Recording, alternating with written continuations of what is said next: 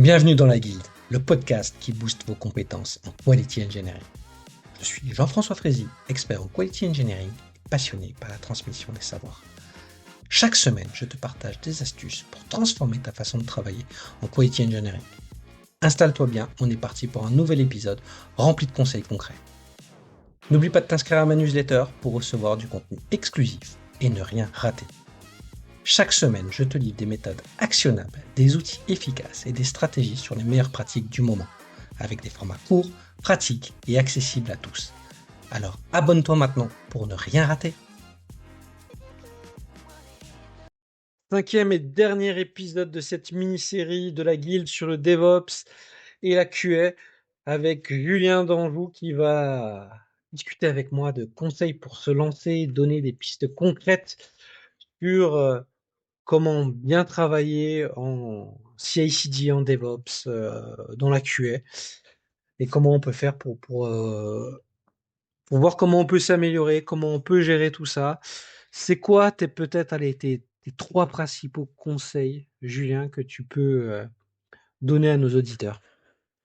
Pour s'y mettre, je pense que c'est de commencer tout de suite déjà, si c'est pas déjà le cas en tout cas, donc c'est vraiment de commencer tout de suite, c'est de pas attendre, parce que c'est plus on attend, plus c'est coûteux, plus c'est douloureux. Je pense que c'est vraiment le truc, c'est sur le timing. Il n'y a pas de bon moment en fait. Il y a pas genre le fait de dire oui non mais après ce sprint ou après ça ou quand on pourra le faire. Non en fait vous aurez jamais le temps. Personne va venir en disant ok maintenant vous avez 6 mois pour faire des tests. Non ça je pense que ça marche pas. Donc il faut le faire. Ça c'est le premier truc.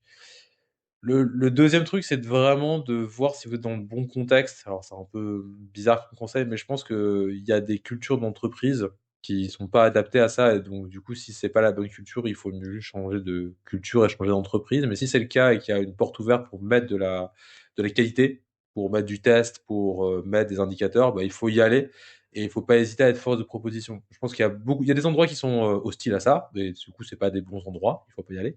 Mais il y a des endroits qui sont pas hostiles, mais qui sont pas non plus, qui sont à l'écoute, mais qui sont pas forcément encore au courant ou vendus sur le fait que bah oui, en fait, on pourrait faire des tests et améliorer la qualité. Donc il faut faire du prosélytisme, mais il faut pas hésiter en tant que développeur, par exemple, à faire du militantisme. Alors, ça veut pas dire de jeter les tables en l'air, hein, mais juste de dire en fait, je vais prendre un peu plus de temps à coder cette feature parce que 20% du temps en plus va être pour tester, etc. Et donc pas hésiter à pousser et pas de se dire est-ce que j'ai le droit de faire des tests? Demander la permission de général, c'est pas forcément une bonne idée. Il faut mieux demander la pardon, j'ai fait des tests, ça marche mieux. Ouais, il Mais du vaut coup, mieux ça marche. s'excuser C'est que ça. demander la permission. Je suis tout à fait d'accord avec toi. Parce que sinon, en fait, vous aurez jamais la permission il y aura jamais quelqu'un qui va dire, comme j'ai dit tout à l'heure, ah, vous avez si on peut faire des tests, allez-y, on fait un grand projet, on teste tout, etc. Bon, il faut changer. Le problème de la culture d'équipe d'entreprise, c'est qu'elle vient rarement du bas. Les changements viennent rarement du bas. Et donc, si la culture est hostile, littéralement, du Ouais. haut, et que tout le monde dit non, bon, c'est pas possible. Honnêtement, d'expérience, ça ne marchera pas. Vous allez juste vous battre dans le vent. Et s'il n'y a pas de buy-in d'un manager, que ce soit, c'est pas possible. À long terme, ça tiendra pas. Donc, mais il y a assez peu finalement d'équipes, de gens qui sont hostiles aux tests en disant ça sert vraiment à rien. Il y a juste des gens qui ne savent pas et qui osent pas souvent prendre le temps de dire ok, bah, on va Ouais. bosser un petit peu là-dessus. C'est comme la dette technique en fait, c'est la même chose. Donc il faut pas hésiter en fait et pas se dire non mais il y en a pas, il y en aura jamais parce que personne non. En fait, le statu quo, et ça, c'est un biais assez classique, mais le statu quo est juste ce que les gens préfèrent. C'est-à-dire, personne ne prend de risque, comme ça, il se passe rien, ça a toujours été comme ça, et voilà. Donc, faut pas hésiter à sortir de ça, parce que, en fait, c'est juste une bonne opportunité de briller, simplement. J'ai envie de dire de briller et de passer pour peut-être le héros qui aura sauvé la prochaine mise en prod. Donc, il y a pas de bon timing, il y a pas de bonne excuse aussi pour se dire, en fait, plus tard, ou c'est pas moi. Il faut le faire. C'est pas grand chose en général. Ce qu'on disait dans un épisode précédent, c'est surtout de commencer petit, de pas se dire ok grand chantier machin ça marche pas. Faites petit, juste arriver un lundi matin et pousser le fichier YAML de la première pipeline de CI avec un fichier test qui fait un test. Si vous avez fait ça, c'est le plus dur est fait. Après, c'est juste de rajouter des tests et des fichiers tests au fur et à mesure. Et petit à petit, de finir par dire au bout de quelques temps, eh ben, en fait, maintenant, la politique, il y a forcément un test, au moins un quelque part quand on rajoute ou qu'on modifie du code. Enfin, c'est de faire ces petits changements et de le faire de manière incrémentale parce que il n'y a pas le côté Big Bang où on va tout refaire et on va remettre des tests, ça marche pas. Donc c'est le côté très incrémental et c'est moins douloureux en général quand c'est petit à petit.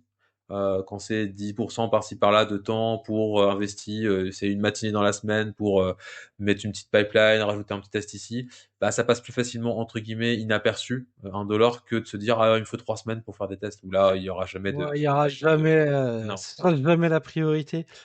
Mais c'est vrai que le fait de le faire et après de le montrer, c'est intéressant. Mais après, faut pas oublier qu'il faut essayer de mettre en lumière les personnes dans l'équipe qui peuvent avoir de l'importance. On arrive des fois, il faut pas sous-estimer la force d'un groupe et de l'ego qu'il peut y avoir. Faut pas mettre en difficulté le technique de l'équipe, par exemple. Il, faut, il faut il faut quand même faire attention et de le mettre dans la lumière globalement aussi et de l'embarquer dans le truc et plutôt de dire euh, je comprends pas pourquoi vous faites pas des tests. Moi avant on faisait toujours des tests, il y avait moins de problèmes. Ouais. C'est un peu péremptoire, ça pose problème. Alors que si on arrive avec des questionnements un peu candides en disant j'ai pas bien compris là pourquoi on a cassé en prod. Est-ce qu'on a déjà envisagé de mettre des tests pour sécuriser ça? Et là on arrive sur une co-construction qui dit ah ouais ça pourrait être intéressant de le faire. Ouais. Donc, on a mis la petite pierre, le petit caillou, qui fait qu'après, quand on va faire le test par soi-même et qu'on va arriver, ben, on a l'impression que le tech lead nous a légitimé sur la façon de le faire. Même si c'est un truc. Donc, quand on va le faire, ben, lui, il pourra prendre sa part de lumière en disant bah oui, c'est vrai qu'on en avait parlé, merci de l'avoir fait. Ça va dépendre de l'ego et de la culture où on est. Donc, il faut faire Ouais. attention. Il y a des Mais boîtes où on peut tout tenter, ça pose aucun problème. Et il y a des boîtes où il faut regarder les forces en présence dans l'équipe pour pas être considéré comme quelque chose qui a fait. C'est bien ce que tu as fait, mais tu as mis en avant quelque chose qui était mon précaré que j'aurais dû faire. Je sais pas si tu as déjà vu ça dans certaines équipes. Je mets ça sur un tech lead, mais ça peut être juste un dev ouais. expérimenté dans l'équipe. Ça peut être un QA qui l'a mal pris, qu'on ait fait un test à sa place. Ça peut être plein de choses. Et donc, il faut Bah en faites fait les choses, mais ne les faites pas trop en cachette non plus. ah non, non, ouais, donc clairement, en cachette, c'est pas le problème. C'est d'être, il faut être explicite sur ce que vous faites, mais il faut l'annoncer. Il faut pas, le but, c'est pas de le cacher et de dire, en fait, maintenant, il y a des tests. Non, c'est de le faire, etc. C'est justement, je pense, un bon test, c'est un peu mettre l'orteil dans l'eau pour voir si elle est froide, hein. C'est de voir si, comment ça réagit. Et ce que tu dis revient un peu à ce que je disais sur le côté hostile. Si tu te retrouves dans une équipe où, en fait, tu te fais insulter parce que tu as froissé l'ego d'un développeur qui, en fait, lui, les tests, pour lui, tester, c'est douter. Bon bah clairement on a un problème. Le problème c'est que le testing, si tu veux, il faut prendre du recul. La QA, le test par exemple, c'est une bonne pratique. Tu prends les plus grosses boîtes du monde de la tech. Allons ensemble dans la Silicon Valley, regardons ce que fait Google, Netflix, you name it. Ils font tous du test. Ils font du Chaos Monkey, c'est Netflix. Ils font de tout. Donc c'est genre la pratique standard. Donc si tu penses que tu es plus malin que les mecs de chez Google, ok. Mais a priori non, sinon tu serais chez Google. Donc à partir de là, c'est la bonne pratique. Si les gens dans ton équipe sont pas prêts à adopter ces bonnes pratiques de l'industrie de manière générale, qui ont été prouvées par A plus B et des papiers de recherche si tu veux sur les tests, etc., je peux en trouver. Ok, mais du coup, personnellement, moi, ça m'intéresse pas de bosser avec des gens qui se pensent être très malins, mais qui, en fait, sont pas capables d'avoir cette pratique, etc. Donc, ce que je disais tout à l'heure, si t'as des gens qui sont limite hostiles, en fait, il faut mieux faire autre chose si tu peux pas les faire changer, parce que les gens qui sont hostiles et qui sont dans ces postes-là, c'est des gens qui ont été embauchés à ces postes-là par des responsables dont c'est aussi la culture et ils sont a priori en adéquation avec. Sinon, il faut mettre les gens dehors, ça, c'est pas la bonne culture. Donc pour moi, si tu veux, il y a ce côté où je dis si tu t'es en terrain hostile, tu pourras pas changer le truc, tu vas juste, faut aller faire autre chose en vrai, parce que Ouais. c'est Je pense qu'il faut, psychologiquement, il c'est. faut essayer, mais il faut le Oui, faire avec des précautions. Et des fois, on est agréablement surpris, parce que on pense que c'était hostile, mais c'est pas si hostile que ça. C'est ça juste dépend que comment tu on leur l'approches. a jamais donné le temps ni les moyens d'essayer de le faire, et ils sont rentrés dans un confort d'habitude. On a toujours fait comme ça, Ouais, ça. et que c'est vrai de juste déplacer Mais un ça peu les sous-entend, lignes, c'est ça ça. peut Mais changer. ça sous-entend Mais, qu'il n'y ait pas de culture hostile. C'est juste que tu as une habitude qui est, on n'a jamais eu le temps, on a toujours fait comme ça, etc. Donc c'est pas de l'hostilité, c'est juste de mais on peut la croire que c'est de méconnaissance. l'hostilité parce qu'il y a un peu Ouais, d'ego, il y a un peu de machin, c'est ça que je veux dire. Mais en fait, mais c'est pour ça que on a une opportunité, il faut pas la transformer en hostilité parce qu'il y a une notion d'habitude Faut s'y plus que prendre adroitement. C'est ce que tu disais voilà, sur le côté que explicite, ce soit etc. Ouais, c'est maladroit ça. comme on l'a emmené, c'est ça.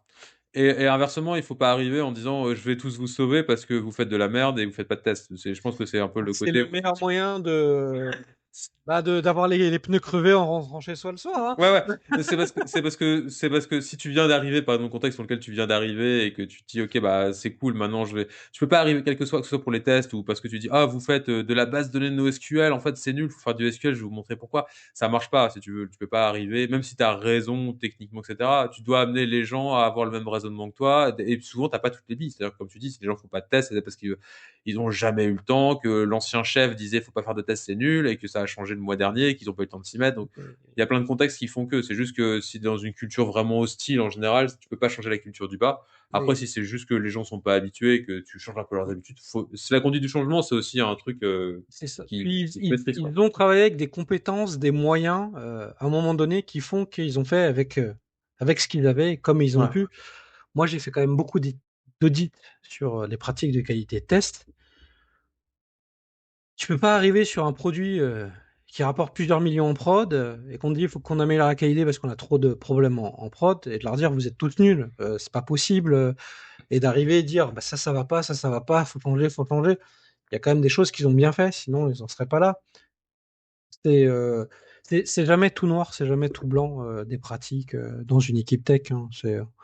Oui, oui, puis surtout quand si tu viens d'arriver, t'as pas le contexte, et t'as pas l'historique, t'as pas, il y a C'est plein ça. de choses. C'est facile d'arriver à dire c'est nul, oui, mais en fait, historiquement, il s'est passé plein de trucs, il y avait des contraintes qu'il y a peut-être plus aujourd'hui, etc. Donc, faut prendre ça en compte. Ça, je suis complètement d'accord avec toi. Donc, faut pas arriver en mode je vais sauver le monde. Sinon, ce qui est intéressant, c'est de proposer ces trucs-là et de voir s'il y a une résistance active. Si c'est le cargo cult qui est, on a toujours fait comme ça, c'est une réponse qui est acceptable. De l'instant où elle peut être remise en question en disant, OK, ben, vous savez pourquoi, et si on vous dit non, en général, il faut bien creuser. Peut-être qu'il y a une vraie raison, mais il faut mieux creuser. Et se dire, bah, a priori, il n'y a pas de raison. Donc, je pense qu'on peut changer et améliorer le truc. Mais si vous avez de la résistance aussi sur ce genre de truc, c'est plus problématique. Donc là, c'est un peu plus compliqué. Mais en général, dans les équipes qui fonctionnent bien, et c'est la majorité, c'est pas le cas. C'est juste qu'il faut y aller par étapes. Et encore une fois, c'est de la conduite de changement. Donc, il faut y aller doucement. Les gens, ils sont là des fois depuis longtemps. Ils sont toujours fait comme ça. Il faut y aller tranquille. Mais c'est pas impossible. Le seul truc, c'est qu'il faut pas se dire que ça va arriver un jour, comme ça par magie, et que ça va être un grand Big Bang du jour au lendemain, quoi. Faut vraiment s'y mettre et être force de proposition. Souvent, c'est un peu ce que je regrette chez les développeurs qui sont plutôt en mode passif, des fois, en mode genre, oui, bah, il y en a pas, on sait pas, des fois c'est cassé, trop nul. Bah, en fait, fais-le au moins pour toi. Enfin, je veux dire, ne serait-ce que lancer des tests, c'est nul, mais c'est ce qu'on faisait il y a 15 ans. On lance des tests sur ton ordinateur pour les trucs que tu écris à toi, puis il y a que toi qui as les tests, et puis essaie de les pousser un peu dans un petit CI si c'est possible à un moment, et puis active-les que sur tes pull requests à toi, c'est pas grave. Dis, moi, je vais pas vous embêter, mais moi, je teste mon code comme ça. Et puis les gens pourraient, comment c'est trop bien, toi, tu fais jamais des reverts en fait, ça marche tout le temps des trucs. Bah ouais, je peux vous montrer comment faire. Donc, c'est toujours une approche qui est possible d'y aller de manière itérative, ne serait-ce que dans son coin, et de le pousser après, quoi. Il faut voir ça vraiment comme un guide qui permet de rester dans le bon chemin pour aller jusqu'à la mise en production et d'éviter d'aller dans les petites routes de campagne toutes cabossées qui vont nous faire ralentir.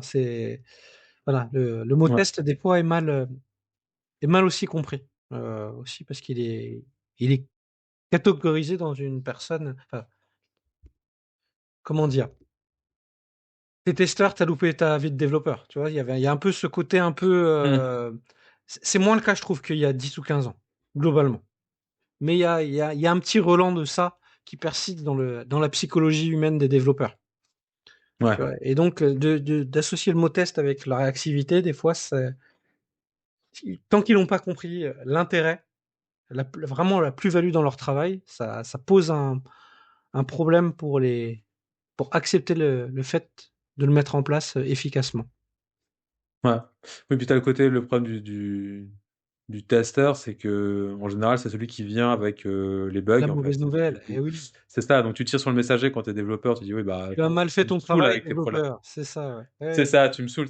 Donc ça, c'est compliqué. Enfin, encore une fois, c'est ce que tu disais, c'est une gestion de l'ego, quoi. C'est en tant que développeur, comprendre que quand quelqu'un te dit, en fait, ce que t'as fait, ça marche pas, c'est pas toi qui es nul, c'est juste que t'as fait un truc qui marche pas. Tout le Mais monde fait des trucs qui marchent pas, quoi. je trouve Et ça, c'est un qu'avec peu difficile. l'agilité et le DevOps, le fait d'être un peu dans la même équipe, il y a moins ce problème-là de Ouais. lorsqu'on travaille en cycle en V. Voilà, il y a des avantages et des inconvénients dans les autres pratiques. On arrive à la fin de cette mini-série, donc on va pas rentrer dans le débat. Mais ouais, mais pour résumer ce que tu as dit, globalement, essayez, tentez, et si ça va pas, voyez pour voguer vers de nouveaux horizons. Parce qu'il y a plein d'opportunités dans nos métiers. Il Oui. faut pas hésiter. Et puis, n'hésitez pas aussi à contacter Julien et essayer sa solution, Mergify, qui est une très très belle solution. Donc, merci Julien pour ta disponibilité, pour la clarté de tes propos et de nos échanges. Je vous encourage à le mettre dans vos contacts LinkedIn et n'hésitez pas, si vous avez des questions, à le voir. Merci à tous pour cette écoute et je vous dis à très bientôt dans la guilde.